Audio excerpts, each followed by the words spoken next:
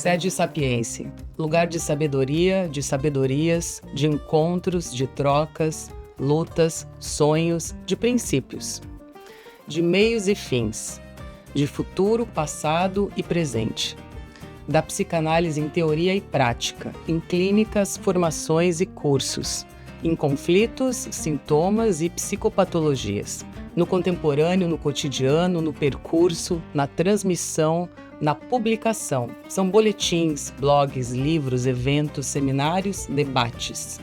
Espaço de incubadoras de ideias, de fertilização de projetos, de grupos de trabalho, de olhares e reflexões sobre autores, pensadores, infâncias, famílias, identidades, gêneros, cores, males, estares e reparações. São ações, são levantes, são movimentos, são articulações. É cinema, é vídeo, é história. São 40 anos.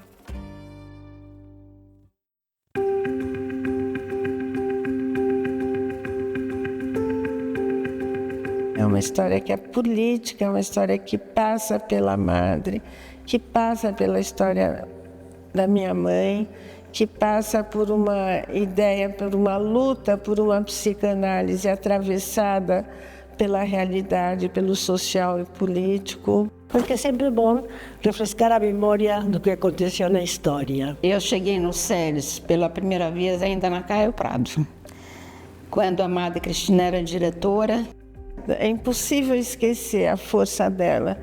E com a coragem de abrigar perseguidos pela polícia dentro do SEDES, era uma pessoa que não tinha medo. Ela resolveu fazer uma instituição de formação de terapeutas, nem era uma formação de analistas, né? Isso era 74, 73, 74. A partir do final da década de 60, acontece na Argentina um movimento dentro da psicanálise muito grande. Tendo esse contexto político de muita mobilização, começa um desconformismo, uma discordância, digamos, com relação ao lugar que a psicanálise tinha. Tem uma diversidade de críticas que passam desde a formação, que era com leitura só de Melanie Klein, se liam 2, 3 textos do Freud, a falta de implicação da psicanálise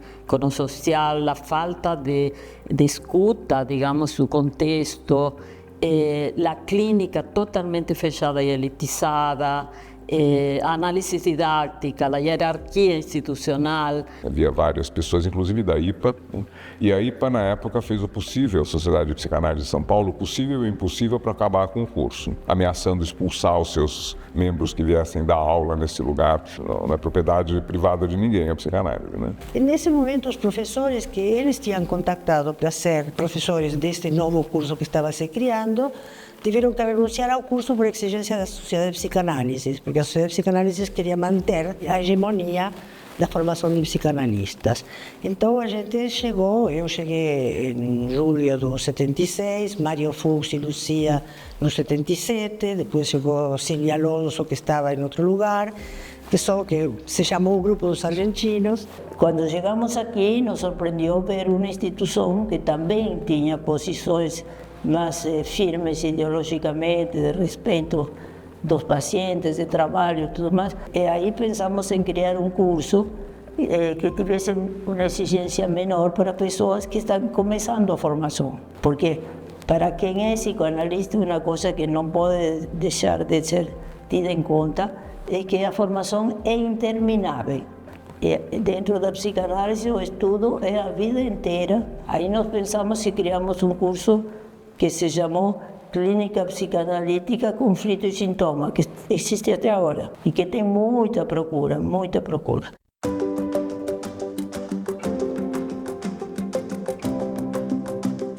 Essa marca estar antenada com o movimento, com a política, com as questões sociais que coloca a psicanálise do SEDES, em contraste muitas vezes com uma psicanálise conservadora e alienada, teorias antiquadas, leituras de Freud antiquadas que se refletem também em práticas conservadoras antiquadas, se deve a uma confluência histórica muito interessante, que é a existência do Instituto SEDES das irmãs, que pertence à ala da Igreja Católica Progressista, né? Aqui eu lembro o nome da Madre Cristina, que mais que apresentou isso, que a gente nasce aqui dentro, um lugar, uma instituição católica ligada à teologia da libertação, à resistência contra a ditadura, né? Uma posição muito específica dentro da Igreja Católica, e com a chegada dos psicanalistas argentinos que se tornaram professores aqui.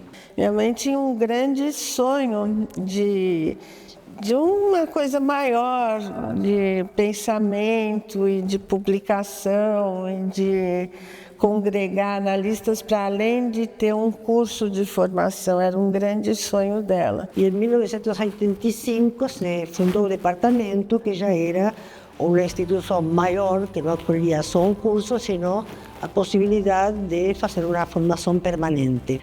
Se discute muito a questão de que não seja uma instituição que autorize alguém para ser psicanalista, mas que seja um lugar de reconhecimento, que tem tudo a ver com a Carta de Princípios dos SEDES, que tem a ver com a abertura democrática e as lutas democráticas da Madre Cristina, que tem a ver com as lutas sociais. São princípios que se mantêm, que vão se adequando ao momento, mas que se mantêm.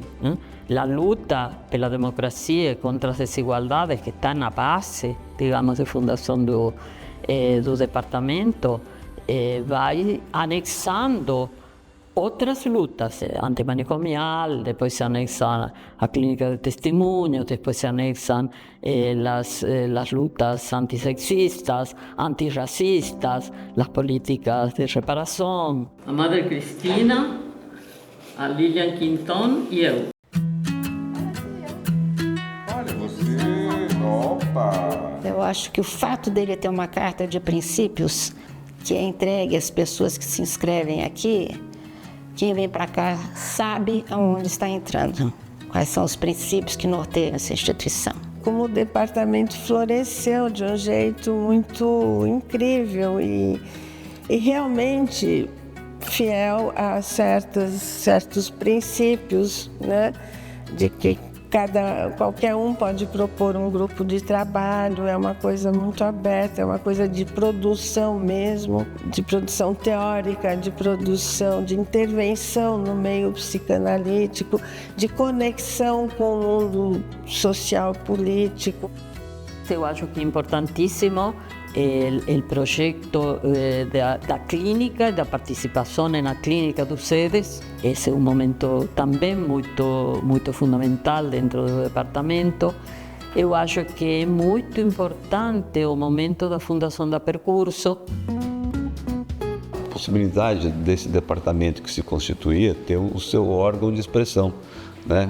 Em que os membros publicassem, mas que também publicasse para nós, para os membros, trabalhos de autores externos nesse diálogo, nessa contribuição. E a revista Percurso tem esse marco, ela está aí. Uma revista que tem 75 números ininterruptos num país como o Brasil é uma façanha digna de nota, eu acho. E como hoje existe tudo em forma online, né, em forma digital, o site da revista é uma ferramenta de pesquisa de primeira ordem, porque tem além de todos os textos que saíram desde o número 1 até o número N, a última vez que eu contei faz uns 2 ou 3 números, havia 1.700 matérias que foram publicadas. E, paralelamente à revista Percurso, o movimento editorial e as pessoas passaram também a se preocupar mais com as publicações, com a escrita, né, para que não ficasse apenas uma transmissão oral, né, coincide com, então agora pensando num outro momento marcante, os primeiros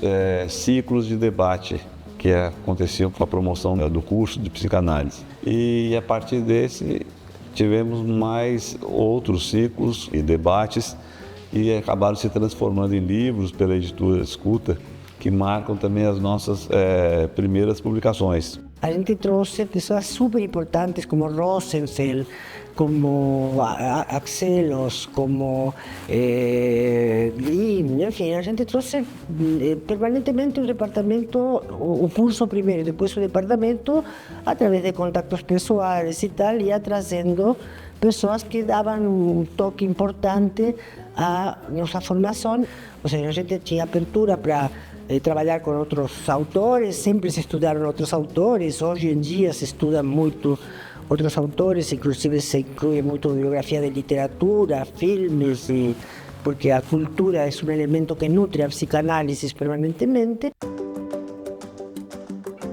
É que é uma instituição que tem uma qualidade de formação teórica em todos os cursos que ela oferece e também nos seus centros e na clínica, e ela é um lugar que admite as questões políticas como inerentes à sua própria Carta de Princípios. E ele entra com uma potência teórica no campo da psicanálise, que foi o curso que eu escolhi, além dele oferecer a oportunidade de uma clínica, né, que é necessária, né, para as pessoas elaborarem as suas questões de sofrimento psíquico, emocional, e tem todo o trabalho voltado assim também para as questões sociais muito forte, né?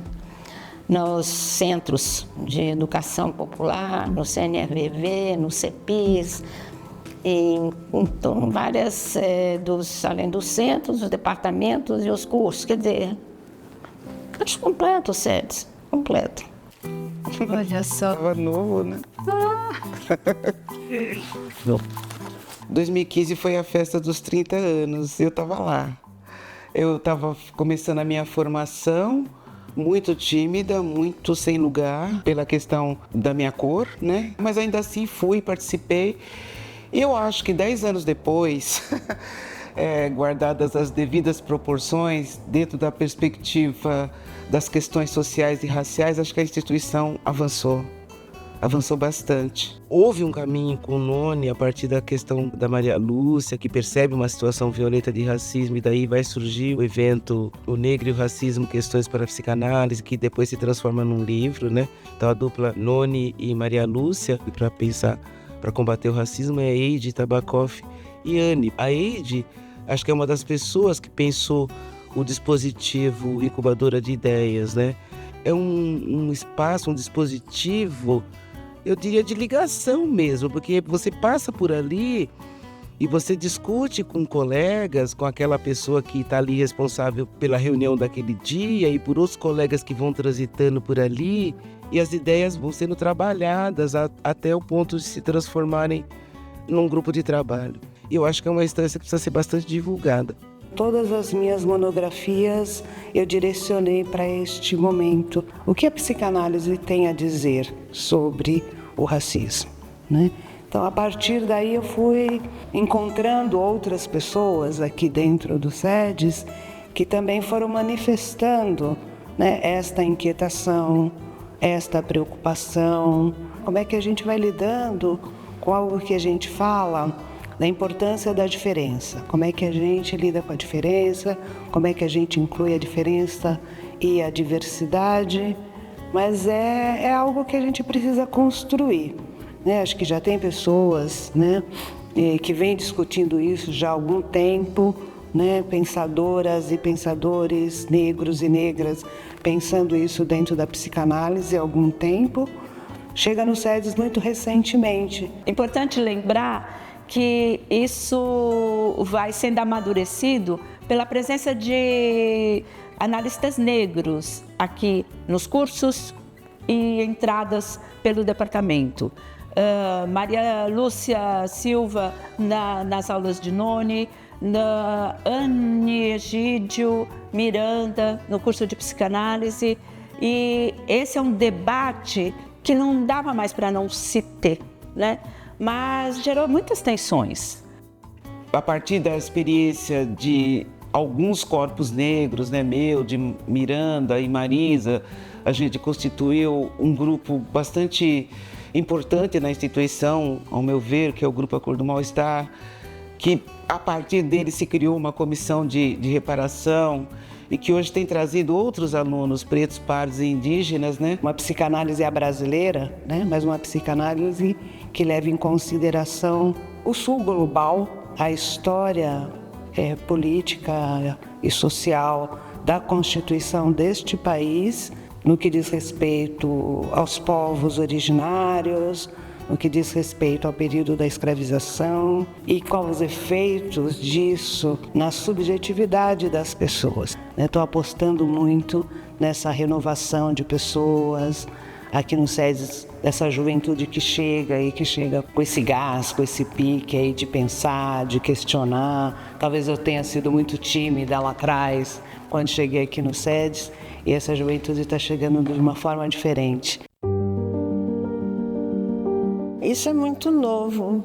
E a quantidade de grupos de trabalho que a gente tem é imensa. Acho que são 30, mas é muito rico, né? E o trabalho também dentro da clínica. Isso é muito comovente. É um sonho que está acontecendo e que prolifera para um futuro onde a gente resgata uma utopia necessária, um sonho necessário.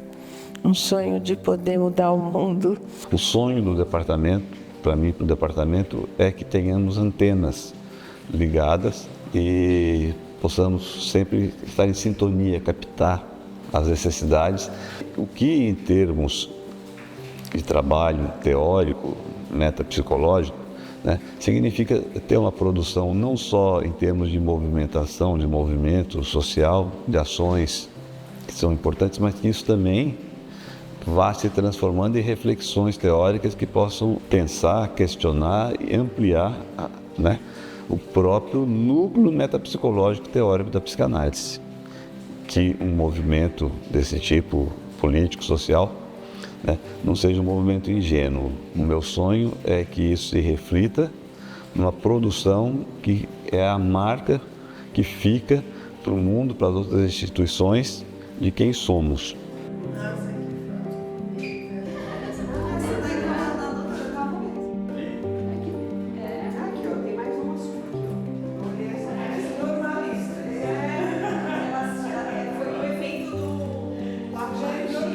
As instituições não têm registros como a gente tem.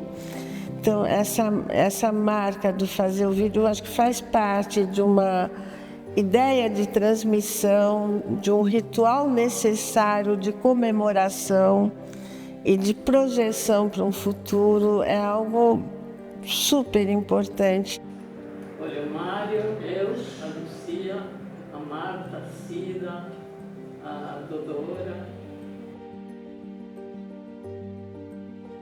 Cada um de nós faz o mundo todo dia.